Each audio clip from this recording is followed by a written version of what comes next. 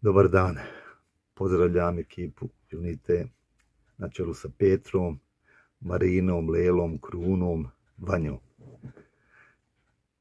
Imam priliku da predstavim ovo na čemu radim već jedno 30 godina, a pošto vas interesuje kakvi su utjecaj na ovo što ja radim, vaši Unita programi mi donijeli, prvo ću morat da vas izvijestim o ovome što radim, a onda ćemo se malo detaljnije vratiti na taj dio. Naime, 92. 95. godina Sarajevo bilo u okruženju, 11.500 ljudi ubijeno snajperima, 1600 djece, 350 granata dnevno je padalo.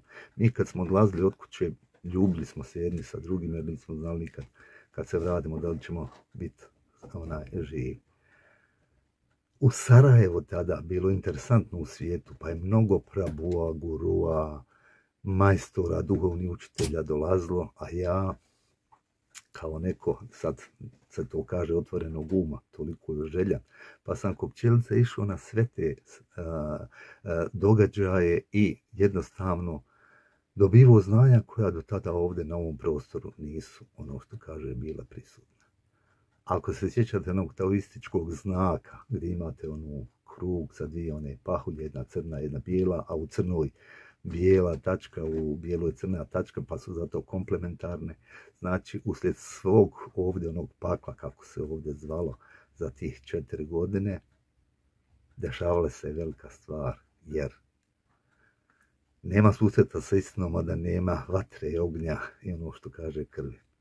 Ja sam bio u prilici da to, ono što kaže, spoznam te neke stvari, a kad smo sa brigadom izašli kroz tunel koji se tad napravio, da branimo i ostale dijelove da pravimo, ja sam sa sobom ponio Kuran i kad sam počeo da ga čitam, pa ljudi moji, meni je tako sve bilo jasno.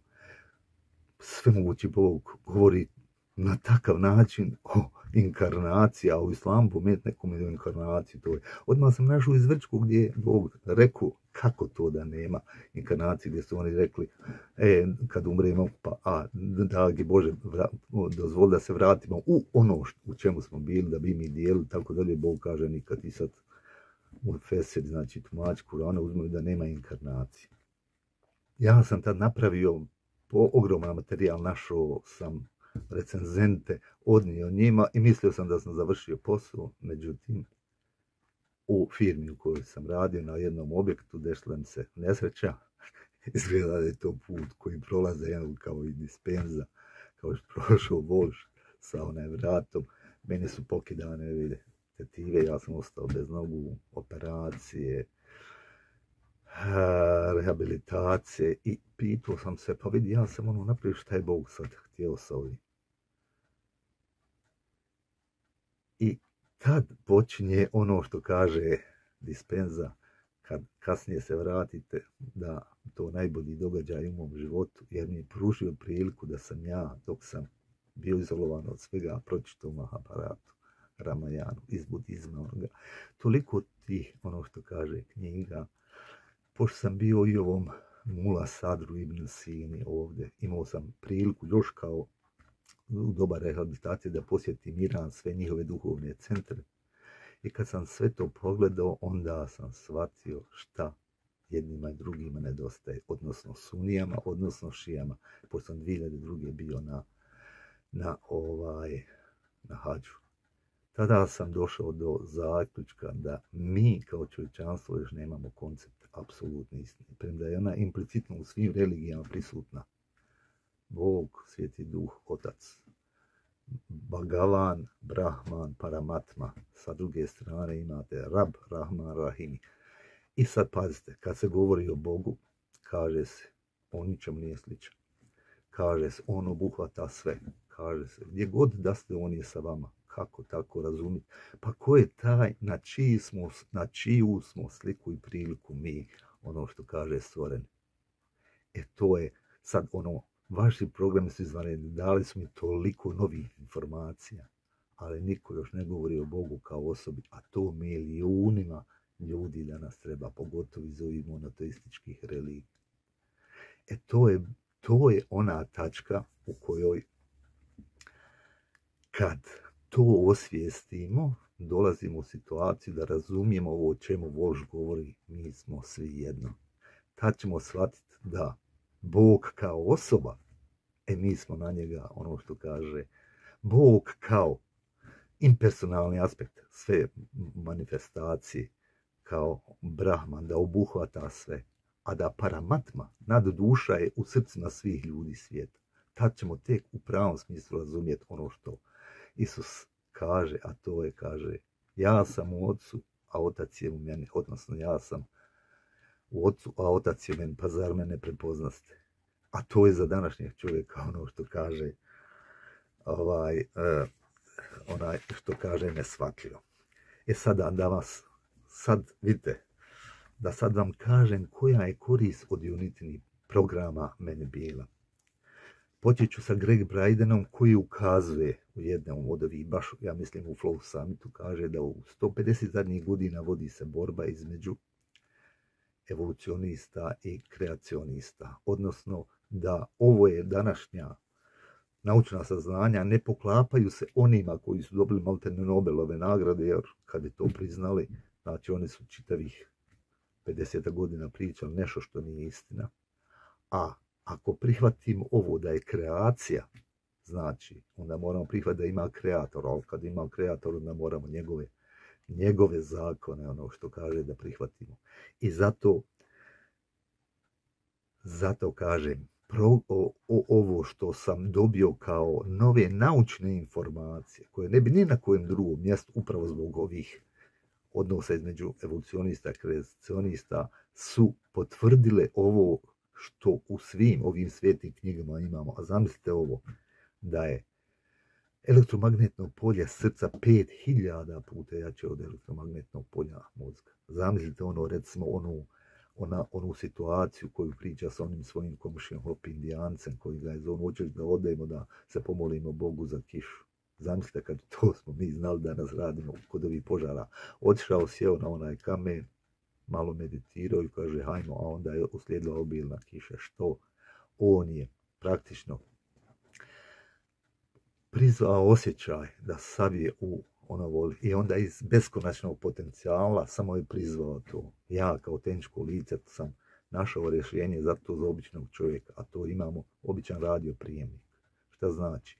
Mi imamo promjenjivi kondenzator gdje možemo da mijenjamo stanice iz beskrajnog potencijala gdje su sve stanice. Mi biramo, kad potrefimo frekvenciju, dolazi do rezonance. Tu amplitudu odvodimo, prevodimo i na zvučniku, dobivamo da nam ta stvar. Isti je princip i za ovo sve što želim.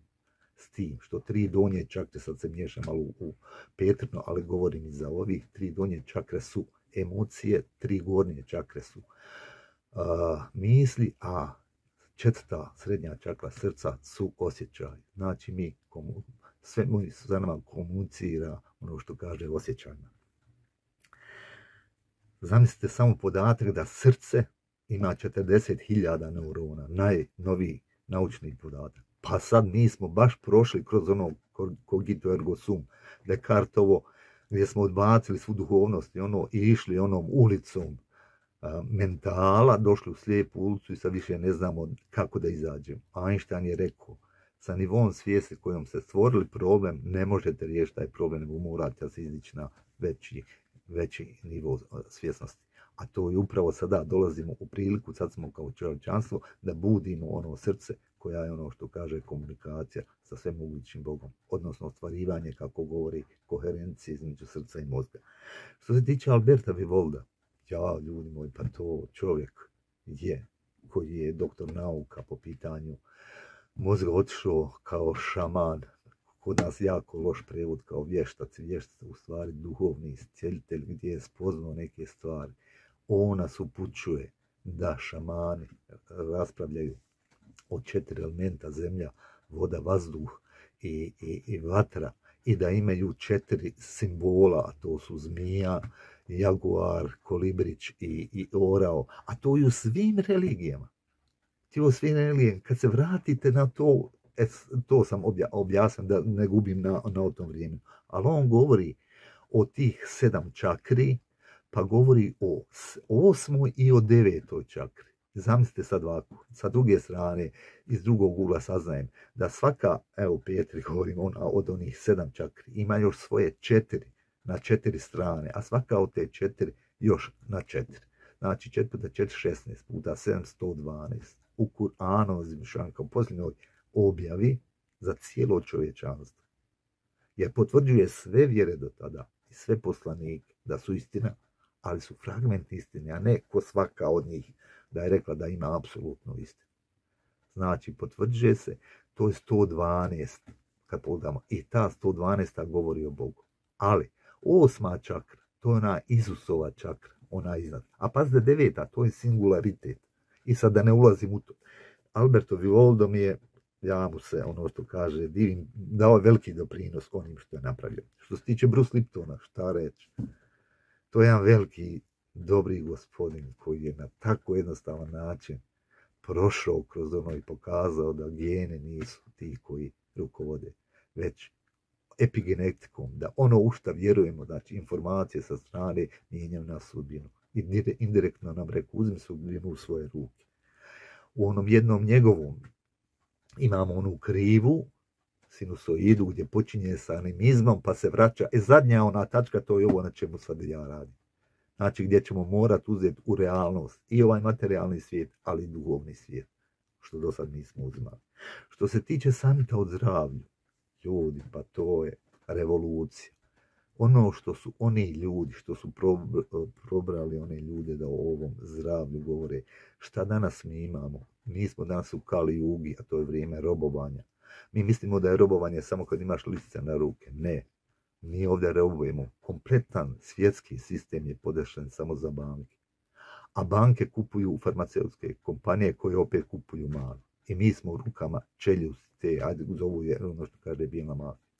Oni su napravili tako da zarađuju na našoj bolesti. Svemogući Bog, kaže, evo ovu sam rečenicu, Bog nam ne šalje očaj da bi nas ubio, već da bi nam nov život u nama probudio. Jer poštuje našu slobodnu volju, a mi iz onog trogla sigurnosti kojeg ja nazivam bermudski trogla, a to je frižider, TV, WC, a u sredini moj kauč. Sve mi čini, ali nemoj me iz moje zone sigurnosti. A život počinje tek kad se izađe iz te zone sigurnosti. I sada, vi kao bolesnik, ako dobijete recimo dijagnozu raka, nemate mogućnost da se liječite sami. Sav sistem je napravljen, onkologija je pri državnim, sve privatne, samo je to dijagnostika, a morate tamo otići. A onda kad tamo odete, onda dobijete papir na kojem piše kemoterapija. Tolike posljedice ima opadanje kose, na sudce, bubrege i ovo sve živo i može se od nje umrijeti. I vi to morate potpisati. Da prihvatate te uslove. Zamislite, oni sebe rješavaju i odgovornosti bilo kakve garancije. Vi to prihvatate da se liječite da bi oni zarađivali na vašoj bolesti. Zamislite apsurd. Za koliko će ljudi, kad o ovome budemo pričali, naširoko biti u situaciji da se Bogu vrati. Jer od hemoterapije se samo izliječe one koji se ono kako Joe Dispenza kaže, sva 3 elementa. I materijalni, emocionalni, to jest mentalni i duhovni. Ko to spoji, taj može ono što kaže izaći. I ko preživi, on kao, viš kako djeluje hemoterapija. A čitave one otpisani koji umru, da se ne uzme. Što se tiče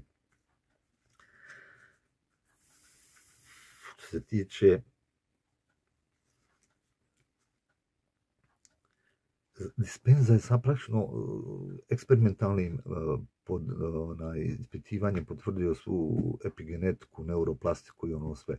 Jednostavno konkretno ima ono što se dešava, praktično je čudo, praktično treba samo da čovjek postane svjestan da tako radi. Što se tiče Dalaj Lame, zamislite, okean mudrosti, kaže, moj duhovni učitelj, kvantni fizičar ta i ta. Zamislite, kad bismo imali danas spregu nauke i duhovnosti. Duhovnost nam je rekla prije 5000 godina da smo mi u maji, u iluziji. A danas, pošto raspolažemo ovim kompjuterima, mi pokazujemo da smo u tom. Sad uzmite Alberta Vivolda, kaže, kad trebamo se prebuditi i početi sanjati sveti san, budni, da se probudi. To je ono što kaže vrhunac. Što se tiče Neil Donalda Washa, on govori sa Bogom i ja sam sve prostudirao i to na temelju sve njegove, ono što kaže, knjige. Međutim, mi opet ne znamo ko je Bog, ono što mnoge interesuje. Ali u novim otkrićima knjiga ja sam našao 2 poruke koje se odnose direktno na mene. Odnosno, odnose se na ove iz Isila, gdje Bog potvrđuje Kuranom da oni pojma o islamu nema. I ja sam i odmah ono što kaže, može neko drugi čitati da to ne kuži. Što se tiče Neil Donalda Washa, sad me interesuje samo njegov kontakt sa publikom. Ja sam malo impulzivan, pa kad hoću nešto da kažem, ja se sad uzbudim. A on sa takvom dozom mirnoće priča o veličanstvenim stvarima i znam ovo sve ono što, na šta će ukazivati da je to zadivljujuće. Što se tiče Petra, veličanstveno tvoje djelo. Međutim, odnosi se za sad na početku na vrlo mali broj ljudi. Jer svi ovi iz monoteizma, judaizam, kršćanstva i ono, su za sad o čemu voliš priča. Učili su nas Bog gore, mi ovdje, potpuna odvojenost. Niko ne može da shvati da kosmos koji je van ima i kosmos unutra. Meditacija, uranjanje, to je unutarnji kosmos. A onda čišćenje onoga što treba. Ovo što si ti uradila je veličanstveno, odnosno sa svojim ekipom. Meni je drago da ti ne odustaješ od svoje ekipe, ali ti si perjanca te ekipe. Tek dolazi i ono će nam značiti u ovom periodu koji je tu. Evo, malo sam samo proveo šta mi to znači. Znači, ja sam dobio toliki nivo podataka koje nauka danas ima, ne može se nigde naći. Što se tiče Unite, ja se nadam da ćemo za godinu, 2 možda praviti masterclass odavde iz Sarajeva ili iz Zagreba, nije bitno, na ovu temu cilj znanja, jer ovo sam sve naveo kao cilj znanja. Rekli smo, nauka je nemoćna da odredi smisao naše postojanje. To može jedino kreator. Bhagavad Gita, Krišna kaže, ja sam cilj znanja, ja sam predmet znanja. Znači, možete doći na nirvanu, na 6. nivo besmrtnosti, ali Šrila Prabhupada, kao smatram najveći autoritet po pitanju apsolutne istine, on kaže i sa tog nivoa se vraćate ovdje da naučite bhakti prema Bogu. A bhakti znači devocijska ljubav. Odnosno sada on kaže da je bhakti u stvari budi yoga. To je ono što kaže. Vidite, sad me vi možete pitati ovo na čemu radi. Ovi iz islamske zajednice, ovo me ponad. Kome je pitao, pa sam mu nešto na ovu temu rekao, taj mjesec zalazi u radijus od 50 metara. Kako Sokrat kaže, istina prolazi kroz 3 faze. Prva je smijanje na nju, druga je neprihvatanje, treća prihvatanje. Znači, mora kroz to da se proći. Tako da, kada će biti iz prostog razloga svemogući Bog znanje o sebi ostavio na kraju.